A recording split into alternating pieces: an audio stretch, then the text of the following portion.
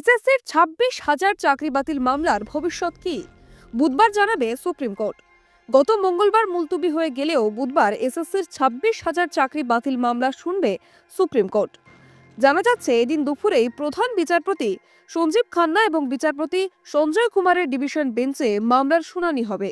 এসএসসির 26,000 চাকরি বাতিল সংক্রান্ত মামলাটির শেষ শুনানিতে শীর্ষ আদালত মূলত যোগ্য এবং অযোগ্য চাকরি প্রাপকদের বাছাই করার উপরে জোর দিয়েছিল। প্রধান বিচারপতি স্পষ্ট জানিয়েছিলেন, কলকাতা হাইকোর্টের রায় বহাল রেখে 2016 সালের পুরো নিয়োগ প্রক্রিয়ায় বাতিল করা হবে নাকি যোগ্য এবং অযোগ্য চাকরি প্রাপকদের আলাদা করা হবে তা বিবেচনা করা হবে।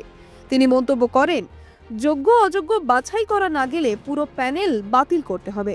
এর আগে চাকরি বাতিলের মামলাটি শুনেছিল সুপ্রিম কোর্টের প্রাক্তন প্রধান বিচারপতি ধনঞ্জয় যশবন্ত চন্দ্রচূড়ের ডিভিশন বেঞ্চ। এই বেঞ্চ চাকরি বাতিলের নির্দেশের উপর স্থগিতাদেশ দেয়। সঞ্জীব খান্না সুপ্রিম কোর্টের প্রধান বিচারপতির পদে নিযুক্ত হওয়ার পরে মামলাটির প্রথমবার তার এজলাসে ওঠে। প্রধান বিচারপতি জানিয়েছিলেন, পুরো প্যানেল নাকি কত বেআইনি চাকরি বাতিল হবে তা নিয়ে শুনানি হবে। এরপরেই 2016 সালের 22 এপ্রিল এসএসসির নিয়োগ প্রক্রিয়ার সম্পূর্ণ প্যানেল বাতিল করে দেয় কলকাতা হাইকোর্ট।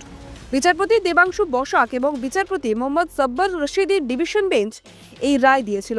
তার ফলেই 25,753 জন শিক্ষক এবং শিক্ষাকর্মী চাকরি বাতিল হয়। হাইকোর্টের রায়কে চ্যালেঞ্জ করে সুপ্রিম কোর্টে মামলা দায়ের করে রাজ্য মধ্যশিক্ষা পর্ষদ ও চাকরিহারাদের এক অংশ শীর্ষ আদালতে মামলা করে। এরপরেই হাইকোর্টের রায়ের উপর স্থগিতাদেশ দেয় সুপ্রিম কোর্ট। এমন অবস্থায় বুধবার দেশের শীর্ষ আদালত কি রায় দেয় সেদিকেই নজর থাকবে। আপনি দেখছিলেন কলকাতা দর্পণ। আমি সারিয়া। প্রতিবেদনটি ভালো লাগলে লাইক, কমেন্ট ও নিয়মিত আপডেট পেতে সাবস্ক্রাইব করতে ভুলবেন না। নমস্কার।